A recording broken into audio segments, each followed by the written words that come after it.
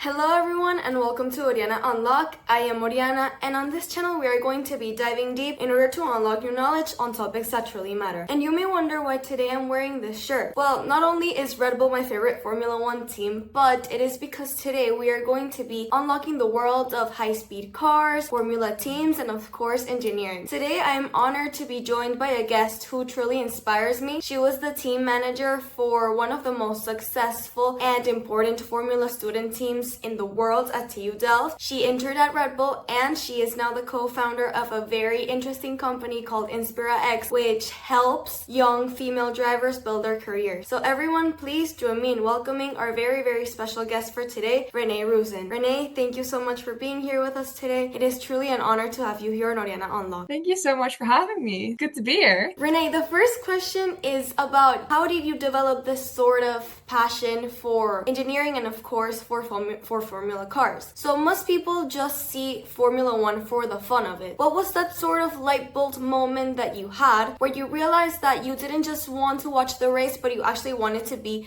a part of the engineering behind it? It's a good question. I think for me, when I was younger, I've always had a certain love for cars. I just never really connected the dots. So I always fell in love with my mom's old Porsche that she had when I was younger. And I always loved competing with like the boys from my high school classes. If we could guess the car brand and model from a distance without seeing the logo. And like I loved cars in the museums. And my dad's old G-Wagon was this huge thing that I would always just go to. And I would love to like see the big springs on the car. And I always loved looking at it. But I think that light bulb moment that you're talking about for me was actually Max's first one in 2016 Barcelona. I think for a lot of people, a lot of things clicked there, and it definitely did for me. I had never seen an F1 race actually before in my life. And I remember I was just sitting with my dad on the couch and Will was on, and I'm like, that is insane. And he had been talking about this guy called Max Verstappen for a while. I'm like, oh sure, this is fun. And like from that point, it just skyrocketed. I luckily had a friend that started watching F1 around that same time, and because of her, like, and being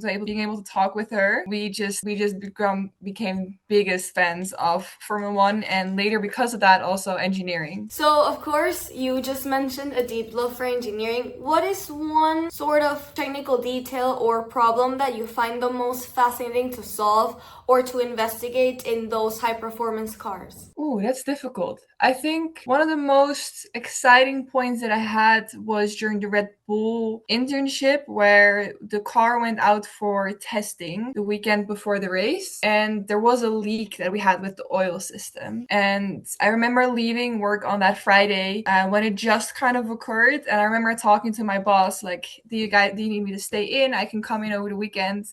And he kind of mentioned, oh no, it's fine. And then on Saturday I got a call like, okay, yeah, like we need to fix this. And I think that was really interesting purely because it had so much high stress on it and like such a tight deadline. Because if we didn't fix it, the next race, the first race of the season, cars would have most likely doubled DNF.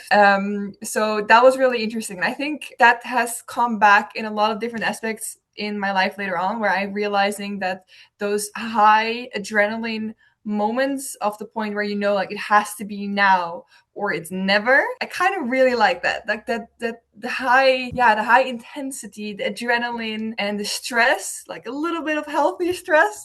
Like I really like those points. And then just coming together with everyone and banging something out like in such a short time, it's super interesting. And I've had this in my studies with projects, obviously with deadlines. And I've had this like the more important things or the most exciting things. I've had this with Red Bull, and I've had it with Formula Student as well. At TU Delft, you weren't just an engineer, but you were the team manager for the Formula Student team.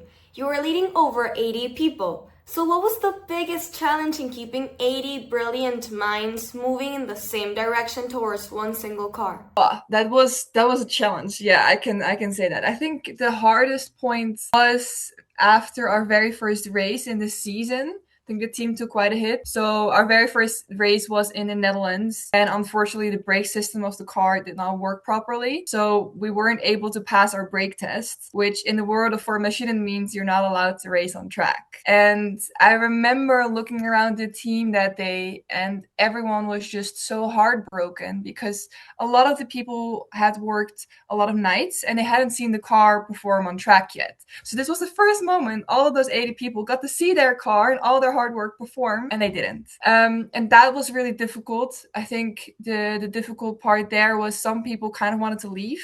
We were in the Netherlands, obviously, so we kind of could leave as well. And I remember I couldn't stop everyone, but a few people I managed to convince to stay, because I mentioned we need to stick together now, and we shouldn't go home because we shouldn't punish ourselves, right? Like, we deserve the final night of that competition and have a drink together and just, let go of the stress a little bit. And then tomorrow we all go home as one team, get our heads together, and then we work on it. It was difficult because I had a wedding a few days after, so I wasn't around. And then when I came back, the team had kind of settled into the fact of like, okay, I'll just push on and I'll work on. But no one really took the time off to actually let it settle. So when I came back, the first thing I did was just talk with people. Like, where are we going? How are you doing? And I noticed that then showing people that there have been small improvements, and then showing that, okay, this sucked, what happened? But what we have been doing is great. What you guys are doing right now is actually helping because of this and this and this now actually falling together. And then kind of like taking everyone out of that, the hyper focus on that one bad thing, and showing the bigger picture of, okay, guys, but there is still 2 races to go. We can solve it. It's a small issue, which unfortunately led to like bigger results, but it's a small thing that we can and now are fixing, so it's going to be all right. Like, kind of like just zooming out, showing the bigger picture, and then getting everyone aligned. Like, okay, the goal is Germany, not the Netherlands. We got it.